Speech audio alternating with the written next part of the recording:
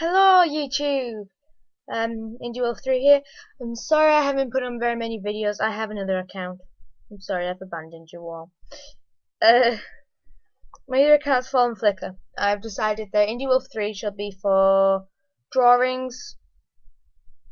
Then I can figure out how to get that sorted.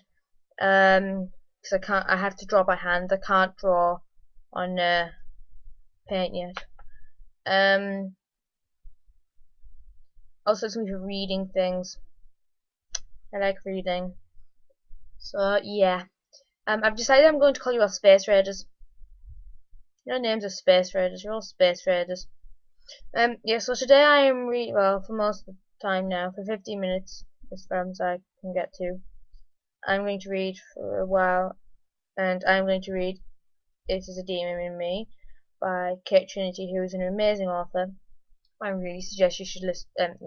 I suggest you should read her books. So yeah. I'm going to try and say I'm not going to I'm going to try not to say so yeah, this is the prologue. In today's world, most people don't believe in magic. They don't believe that it might be possible for an individual to have power that allows them to do things that others can't. But then there are those who know about magic and the power, those who have it, those who want it, and those who study it, or even those who fake it. Most who have abilities keep it to themselves within their own magical community. They have groups or covens that meet under other pretenses, and they have practices that they can follow. Some are to keep them safe, and others prefer to be lucky, and there are those who like to help others with their gifts. But among these many individuals, there are gifted individuals who are responsibly well hidden, people who avoid using their powers so as not to be detected, and who use the rituals and practices to keep them and their coven safe. Who must at all costs keep their daughter hidden, protected, bound. They use runic symbols, charms, spells.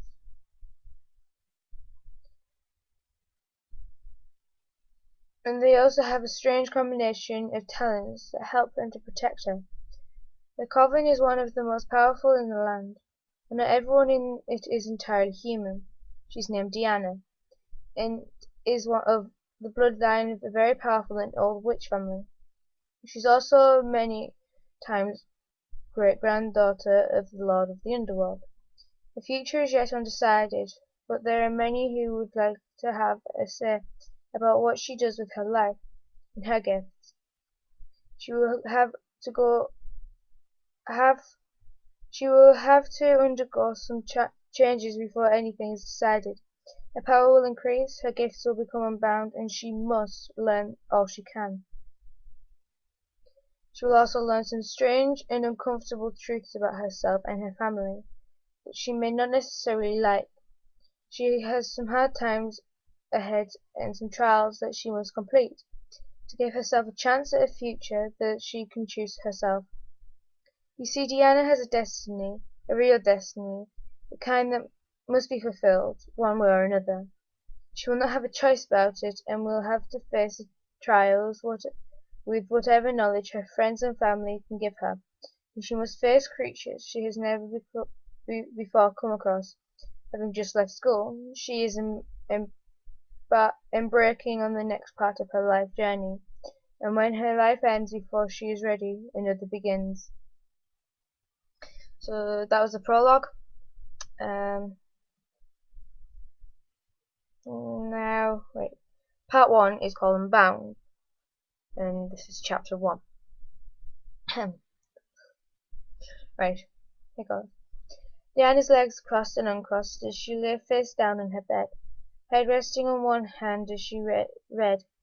She tried to ignore the multitude of noises emanating from the rest of the house. It was not easy. They were meant to be moving again, which they did every year or two. Her dad, Steve, had a job as a project manager for Major Industries, and she got sent from project to project. He was apparently very good at his job, and had a way of getting people to do what he wanted them to do, and willingly to boot. He just hadn't figured out how to make her brother, Alex, keep his room tidy, or keep his music on a quieter setting so everyone didn't have to listen to it. Right now, he had on some Nirvana, which wasn't the worst of his choice. They seemed over the last few moves to be continuously moving north, and this time was no different from the last. They were moving into Alaska, and just at the beginning of the winter too. Mum was busy putting everything into boxes after wrapping it carefully in newspaper somewhere downstairs. And Steve was taking all of the boxes out to the removal lorry. They had some sort of system in place. Deanna had the simple task of packing her own room, which she would begin shortly. She thought it shouldn't take too long, as she didn't really have too much stuff. She tended to get rid of the things she didn't need anymore every time they moved, and she wasn't a hoarder. The only thing that she found it difficult to get rid of was her books. She loved to read, and preferred to buy them so that she could read them again and again.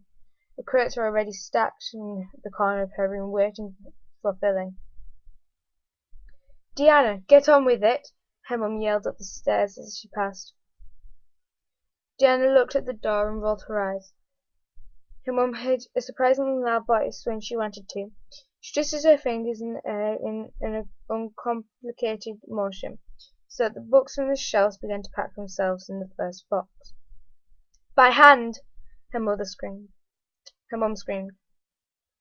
The books fell to the floor as her mum ended her spell, and Deanna groaned, closed her book, and shoved herself off the bed. Her black and purple striped fluffy socks sinking into the rug as she stood. Then, flipping on her stereo, she listened to the latest music, whilst carefully packing her boxes. It would take way longer than this way. Not long after, Steve appeared in the doorway and asked if she had boxes ready to go in the lorry, and let her know there was a pot of soup and some crusty bread in the kitchen when she was hungry. It was Deanna's favourite meal, and she was hungry, but she only had a few things left to pack. So whilst her dad carried the full boxes out to the lorry, she finished cleaning out her room, leaving just the bed and the shelves to go into the lorry. She put the basics into her messenger bag: hairbrush and toothbrush, 2 books, and her MP3 player. She also put a spare set of clothes in, just in case it was really late when they got there, and she didn't want to unpack. She took it downstairs with her and let Steve know what was left to bring down. He drafted Alex in to help whilst Deanna ate her lunch. They had already finished theirs, and Mum was washing up everything but her dishes. When everything was finally in, and they had locked up, Alex and Steve climbed into a lorry. Steve would drive while Alex kept him company.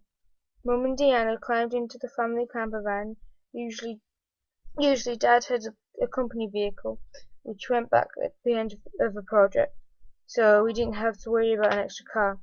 The boys headed straight to the new place, as they would be kept to slower speeds, and Mum and Deanna would go and take the keys back to the landlord and pick up some supplies for the next couple of days.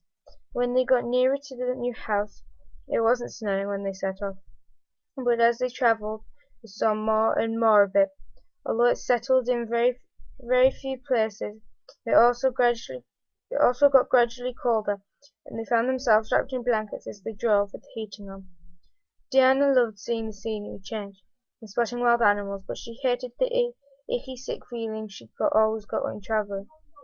She had to take travel sickness medication and drink flat coke and eat ginger biscuits. The nice thing about the camper van, though, was that they could stop often and have a warm drink and use the porta potty in the cupboards, so they didn't have to find a service station to stop at.